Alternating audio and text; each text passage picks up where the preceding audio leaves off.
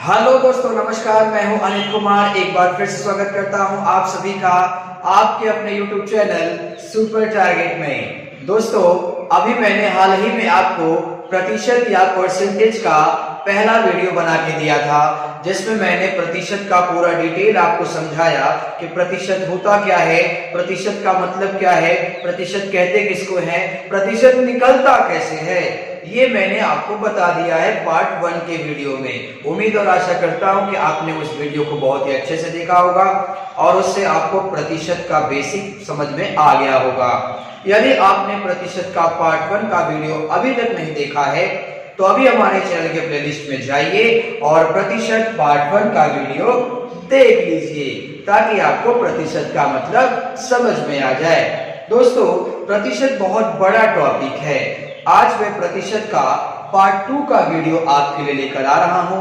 Part 2 के video का नाम है कमी वृद्धि पर आधारित प्रश्न। यानी आज जितनी भी सवालें चलने वाली है साथियों, उन हर सवाल में कमी वृद्धि या वृद्धि वृद्धि या कमी कमी ऐसी कुछ बातें होने वाली हैं। हो सकता है कमी वृद्धि पूछ दे, हो सकता है कमी वृद्धि दे दे। तो कमी वृद्धि की सवाल कैसे लगाएंगे वही आज हम आपको बताएंगे। तो दोस्तों, कमी वृद्धि से आधारित प्रश्न नामक टॉपिक से आपके कॉम्पिटिटिव एग्जाम और एंट्रेंस एग्जाम में 1 या 2 प्रश्न हर साल आते हैं। इसके लिए ये टॉपिक आपके एग्जाम के निगाह से बहुत ही इंपॉर्टेंट हो सकता है। इसके लिए वीडियो कहीं स्किप मत कीजिएगा, वीडियो पूरा अंत तक देखिएगा। और अगर आप हमारे वीडियो को पहली बार देख रहे हैं तो फटाफट वीडियो को लाइक करके चैनल को सब्सक्राइब कर दीजिए और बेल आइकन भी दबा दीजिए। आइए शुरू करते हैं। दोस्तों, कमी वृद्धि के सवालों को जानने से पहले हम जान लेते हैं कि कमी वृद्धि का मतलब क्या होता है। वैसे आप तो इतने समझदार हैं ही कि कमी का मतलब कम हो जाना यानी घट जाना यानी माइनस हो जाना, और वृद्धि का मतलब बढ़ जाना यानी कि प्लस हो जाना।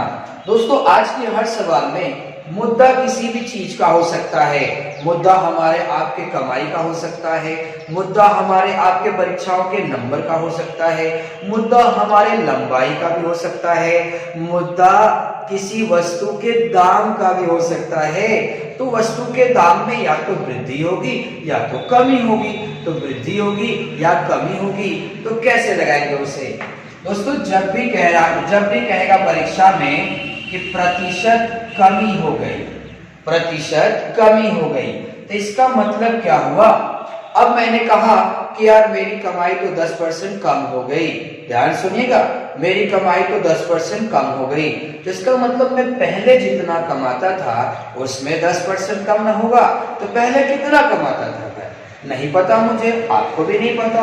तो उस कंडीशन में आप कहेंगे कि पहले 100% कमाता था।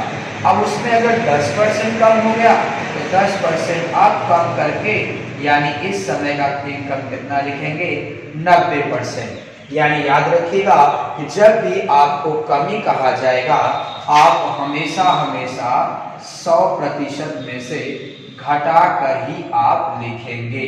ध्यान दीजिए, अगर मैंने कहा कि मेरी इनकम बढ़ गई यानी प्रतिशत वृद्धि हो गई, 10% वृद्धि हो गई, तो 100% पहले रही होगी, फिर 10% उसमें बढ़ गया यानी अब कितना हो गया 110%। तो याद रखिएगा, जब भी आपको वृद्धि वाली बात होगी प्रश्न में, आप 100 में हमेशा परसेंटेज बढ़ाकर लिखेंगे। एक बार फिर से, जब भी कमी की बात होगी 100 में घटा के लिखना है, जब भी वृद्धि की बात होगी 100 में बढ़ा के लिखना है। यूं तो कमी वृद्धि की सवाल को लगाने के लिए मार्केट में बहुत सारे फॉर्मूला है दोस्तों। अलग अलग यूट्यूबर्स, अलग अलग इंस्टीट्यूट, अलग अलग कोचिंग संस्थान अलग अलग फॉर्मूलाज बताते हैं। उसमें क्या हो जाता है, थोड़ा सा डाउट भी हो सकता है आपको। लेकिन दोस्तों, आज मैं जो तरीका बताने वाला हूँ ये बहुत ही आसान तरीका है। कम वक्त में, कम मेहनत में तुरंत आंसर आएगा। तो वीडियो के साथ अंत तक बने रहिए। आइए मैं एग्जाम्पल के माध्यम से आपको आज के टॉपिक सिखाता हूं।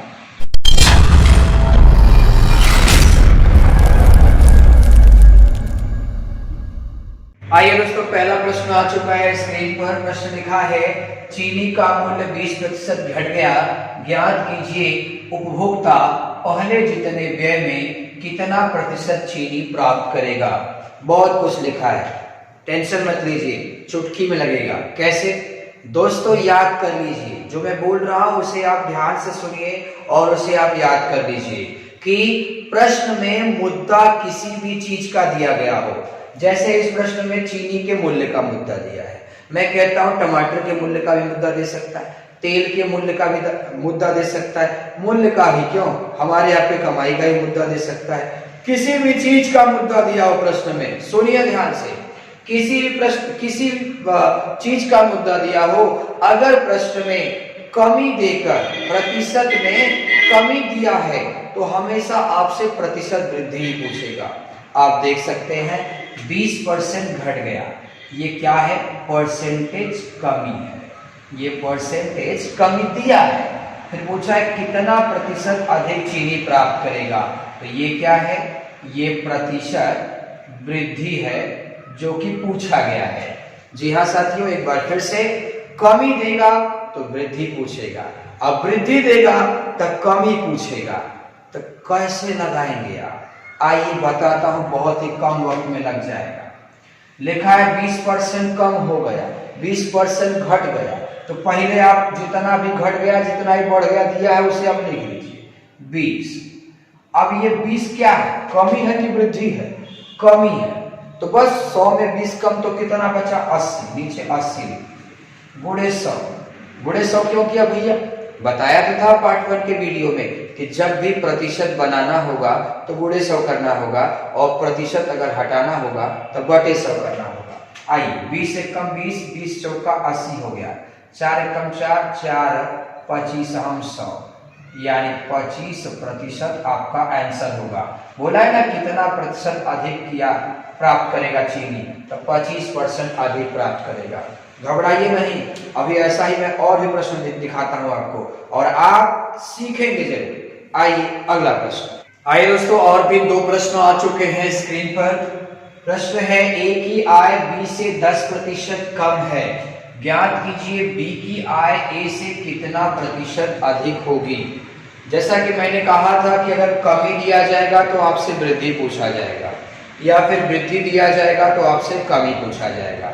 तो आप देख सकते हैं कि 10% कम है, बातें तो बहुत कुछ लिखी गई है प्रश्न में, लेकिन 10% कम लिखा गया है तो पूछा है कितना प्रतिशत अधिक है। तो मैंने आपसे क्या कहा था, कितना भी कम ज्यादा दिया हो उसे आप पहले लिख लो, जितना भी आपको कम बेसी दिया है पहले उसे लिख लो। 10% कम दिया है तो 10 आप लिख लो, तो 10 कम होने के बाद कितना बचेगा, 90, उसे नीचे गुणे 100, 1 0 कट गया, 100 में 9 का भाग दे दीजिए, बिल्कुल 11 9 99 होता है, 11 बार में कटेगा, 1 बच जाएगा, यानी आपका आंसर होगा 11 सही 1/9% की वृद्धि होगी। अगला सवाल कुछ उसी तरह का है दोस्तों कि राम की आय श्याम से 20% अधिक है, ज्ञात कीजिए श्याम की आय राम से कितना प्रतिशत कम होगी। इस प्रश्न में आप देख रहे हैं कि 20% अधिक है, यानी ये वृद्धि दिया है, अब पूछ रहा है कितना प्रतिशत कम है, यानी कमी पूछा है।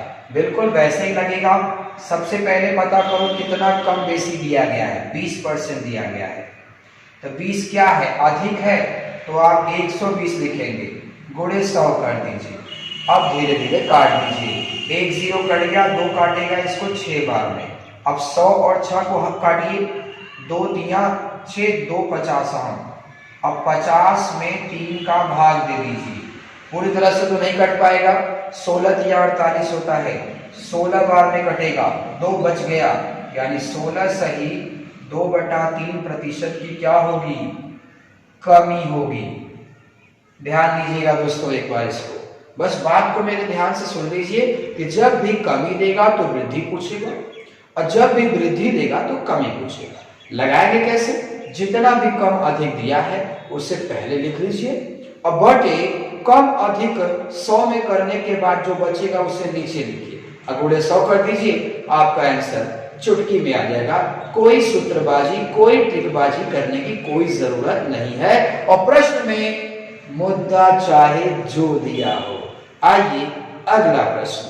आइए दोस्तों, दो प्रश्न और आ चुका है स्क्रीन पर। आइए दोस्तों, दो प्रश्न और आ चुका है स्क्रीन पर। प्रश्न है, वस्तु का अंकित मूल्य क्रय मूल्य से 25% अधिक है, उसे कितने प्रतिशत कम में बेचा जाए कि न तो लाभ हो न ही हानि। एक अनजान बच्चे के सामने दोस्तों ये सवाल रख देंगे कि अगर उसने कभी ये टॉपिक ना पढ़ा हो तो उस समय मालूम है वो क्या कहेगा कि सर ये तो प्रॉफिट एंड लॉस चैप्टर का सवाल है, यानी लाभ हानि चैप्टर का सवाल है। मान सकता हूं मैं उस चैप्टर का सवाल है, लेकिन अब लाभ हानि निकालने के लिए क्रय मूल्य पता करो, विक्रय मूल्य पता करो या कुछ मानो तब ना आंसर आएगा। मतलब उतना दिमाग लगाएंगे तब ना आंसर आएगा। तो क्या जरूरत है इतना सोचने की आपको?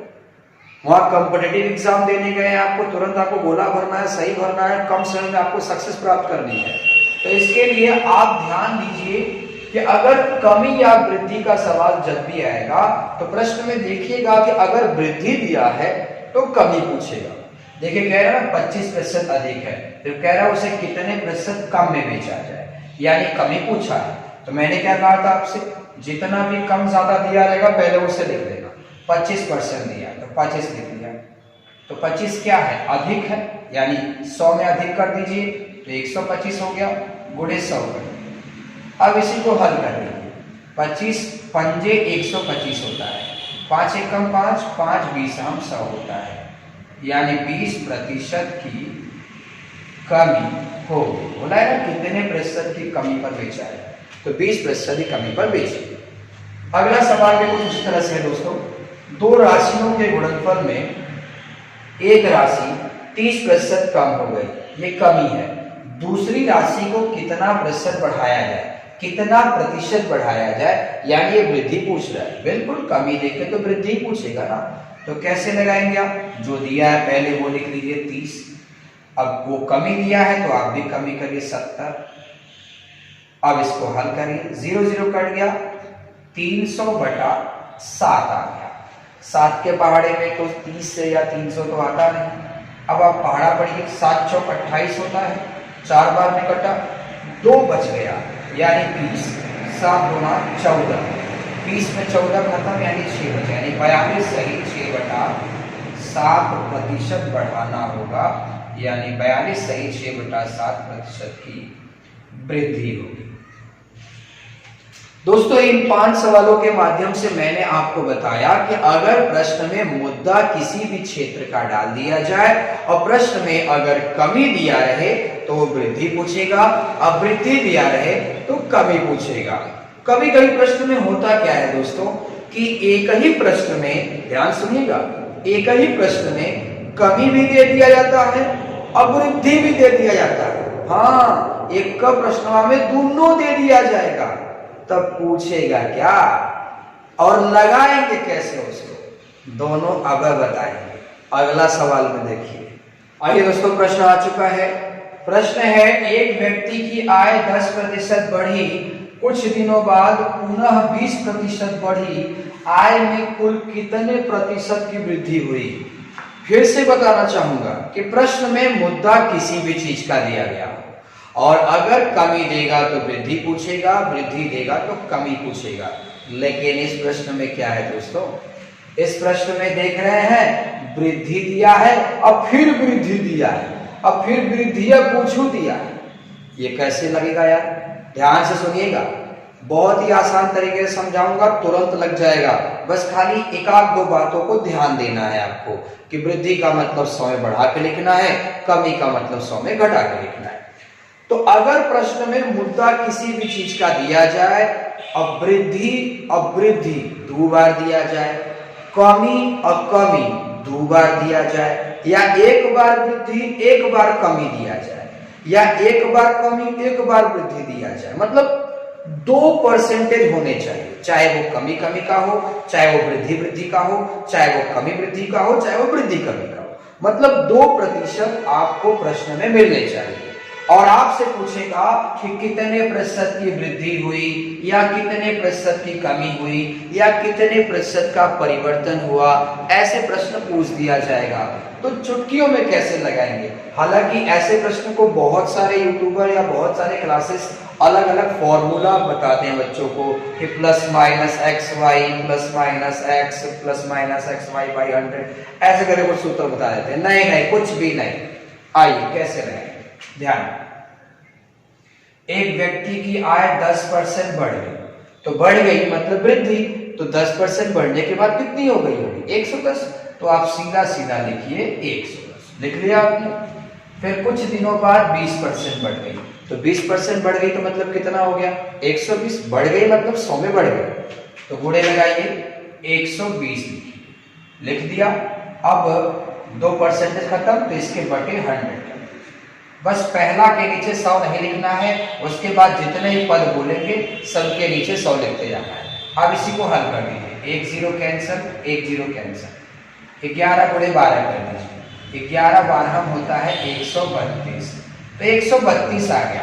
पूछा है कितने प्रतिशत की वृद्धि हुई, तो 1.25% तो होगा करता है। तो 100 से ज्यादा आया है, कम आया है? ज्यादा आया है। तो कितना ज्यादा आया है? 32 ज्यादा आया है, यानी आपका आंसर होगा 32% की वृद्धि होगी। ध्यान दीजिएगा। आइए अगला प्रश्न। आइए दोस्तों, अगला प्रश्न आ चुका है स्क्रीन पर। एक व्यक्ति की मजदूरी 20% बढ़ी, परंतु कुछ ही दिनों बाद मजदूरी 10% घट गई। कुल मजदूरी कितने प्रतिशत का परिवर्तन हुआ? जी हाँ दोस्तों, एक बार वृद्धि दिया है, एक बार कमी दिया है और पूछा है कितने प्रतिशत का परिवर्तन हुआ। परिवर्तन कहने से मतलब ये है कि कितना प्रतिशत कम हो जाएगा या कितना प्रतिशत बढ़ जाएगा। कैसे लगाएंगे? अभी मैंने आपको बताया कि जो भी कमी वृद्धि दिया है बस 100 में घटा के 100 में बढ़ा के लिखते जाओ, गुणे लगा के आंसर आ जाए। देखिए, एक व्यक्ति की मजदूरी 20% बढ़ गई, तो 20% बढ़ गई तो आप डायरेक्ट 120 लिखिए, बटा 100 मत लिखिए। बटा 100 एक लिखने के बाद उसके बाद जितना भी परसेंट आएगा सबके नीचे बटा 100 लिखना है आपको। परंतु कुछ ही दिनों बाद मजदूरी 10% घट गई, तो 10% घटेगा तो कितना लिखेंगे? 90 बटा 100 लिखेंगे। अब तो कोई परसेंटेज दिया नहीं, मान लो एक आख्या और दिया होता तो गुणे लगा के उसे भी लिखते और उसके नीचे 100 भी लिखते। बस पहला के नीचे 100 नहीं लिखना है, बाकी के नीचे 100 आपको लिखना है। अब देखिए 0 0 कट गया, 0 0 कट गया, 12 9 100 आ गया। अब देख लीजिए 100 से ज्यादा आया कि 100 से कम आया? 100 से ज्यादा आया है यानी वृद्धि होगी। कितना ज्यादा आया है? 8%, यानी 8% की वृद्धि आपका आंसर होगा। अगला प्रश्न कुछ ऐसा ही है। एक संख्या में 25% वृद्धि कर दी जाए और बाद में 25% की कमी कर दी जाए, तो संख्या में कितने प्रतिशत का प्रभाव पड़ा? मैं तो आपको शुरू से ही कह रहा था कि मुद्दा किसी भी चीज का हो, बस कमी वृद्धि वाली बात होनी चाहिए। तो अब देख रहे हैं आप प्रश्न में कमी वृद्धि, वृद्धि कमी, यानी दोनों की बात हो रही है। तो बस जो दिया है 100 में घटा बढ़ा के लिखिए। 25% की वृद्धि हो गई तो आप लिख लो 125 गुणे बटे 100 मत लिखना, पहला वाला छोड़ के उसके बाद जो भी आएगा उसके बटे 100 लिखना है। 25% कमी हो गई यानी आप लिखेंगे 75 बटा 100। अब बस इसी को हल कर लीजिए, आपका आंसर आ जाएगा। 25 के पहाड़ा से काटना चाहते हैं तो 25 यहाँ 75 हो गया, 25 चौका 100 हो गया। अब ये 4 से तो कट नहीं पाएगा, तो अब चलिए गुणा किया जाए। 3 से गुणा करेंगे तो 125 तिया कितना होगा? 125 तिया होगा 375 बटे 4। अब काट दीजिए इसको, 4 से काटिए, 4 9 36 हो गया। 4 9 36 के बाद बचा 1 यानी 15, तो 4 तिया 12 हो गया। 15 में 12 खत्म, बचा कितना? 3, 3 मतलब 30 हो गया। तो भाग तो जाएगा नहीं, तो 4 7 28 हो गया और 4 5 20, यानी 93.75% आया। अब देखिए 100 से कम है कि 100 से ज्यादा है? अगर ये 100 से कम है तो आप कम ही लिखेंगे। तो कितना कम है? 100 में 93.75 अगर घटाएंगे तो आपका आएगा 6.25%, यानी 6.25% की कमी होगी। कैसे पता कमी होगी? क्योंकि 100 से कम आया है। 100 से कम आएगा तो कमी होगी, 100 से ज्यादा आएगा तो वृद्धि होगी। अगला सवाल। आइए दोस्तों, आज के अंतिम कड़ी में 2 प्रश्न स्क्रीन पर और आ चुका है। प्रश्न है, ए का वेतन 10% बढ़ाया गया और फिर बाद में उसी का वेतन 10% घटाया गया। वेतन में कितना प्रतिशत परिवर्तन हुआ? तो कमी वृद्धि दोनों एक ही प्रश्न में दिया रहेगा। तो सबसे पहले जो डाटा पहला वाला है 10% बढ़ाया, उसको बढ़ा के लिख लो 110 बटे 100 मत लिखिएगा। उसके बाद जो भी डाटा आएगा घटा बढ़ा के बटे 100 लिखते जाना है आपको। 10% घट गया यानी 90 बटा 100। अब इसको आप हल करिए, 10 कट गया, 11 नवा 99 है। अब देख लो आप 100 से कम आया है कि ज्यादा आया है? 100 से कम आया है, तो 100 से कम आया है तो कम ही लिख दीजिए। अब कितना कम आया है 100 से? 1, यानी आपके प्रश्न का उत्तर होगा 1% की कमी होगी। अगला प्रश्न है, राम की आय 10% घट गई परंतु कुछ दिनों बाद राम की आय 15% बढ़ गई। इस प्रकार आय में कितने प्रतिशत का परिवर्तन हुआ? बिल्कुल मुद्दा चाहे किसी भी चीज का डाल दिया गया हो, कमी वृद्धि की बात होनी चाहिए। तो राम की आय 10% घटी तो आप 90 लिखेंगे, गुणे कुछ दिनों बाद 15% बढ़ गई तो आप 115 बटा 100 लिखेंगे। देखिए 10 कट गया, अब 0 को रखे रहिए, अभी काम देगा आगे चलकर। 9 से गुणा करिए, 9 बचे 45, 4 हाथ में रखे आप, 9 एकम 9 4 कितना होता है? 13, एक हाथ में आ गया, 9 एकम 9 1 10 बटा 10 दोस्तों। तो एक 0 अगर हट जाएगा तो एक अंक पे दशमलव लग जाएगा, यानी आपका आ गया 103.5। अब देखिए ये 100 से ज्यादा है कि कम है? 103.5, ये 100 से ज्यादा है। 100 से ज्यादा है, इसका मतलब आप तुरंत लिखेंगे वृद्धि। कितना ज्यादा है? 3.5। 3.5 मतलब 3.5%, यानी 3.5% की वृद्धि होगी दोस्तों। तो दोस्तों आज आप पढ़ रहे थे मैथ फर्स्ट प्रतिशत का पार्ट 2 का टॉपिक। पार्ट 2 का टॉपिक का नाम था कमी वृद्धि पर आधारित प्रश्न। तो उम्मीद करता हूं कि आपको कमी वृद्धि की सवालें लगाने आ गई होंगी दोस्तों। आज का टॉपिक और आज का वीडियो आपको कैसा लगा हमें कमेंट करके जरूर बताइएगा। वीडियो अगर अच्छा लगा हो तो वीडियो को लाइक करके चैनल को सब्सक्राइब कर दीजिए और अपने दूर दूर तक के दोस्तों में हमारे चैनल को, हमारे वीडियो को शेयर कर दीजिए। दोस्तों आपका एक शेयर हमें हिम्मत देता है, हमें मोटिवेशन देता है कि हम आपके लिए और भी अच्छे अच्छे टॉपिक के वीडियो बनाते रहें। तो दोस्तों मुलाकात फिर होगी पर्सन के अगले वीडियो के साथ, तब तक के लिए नमस्कार।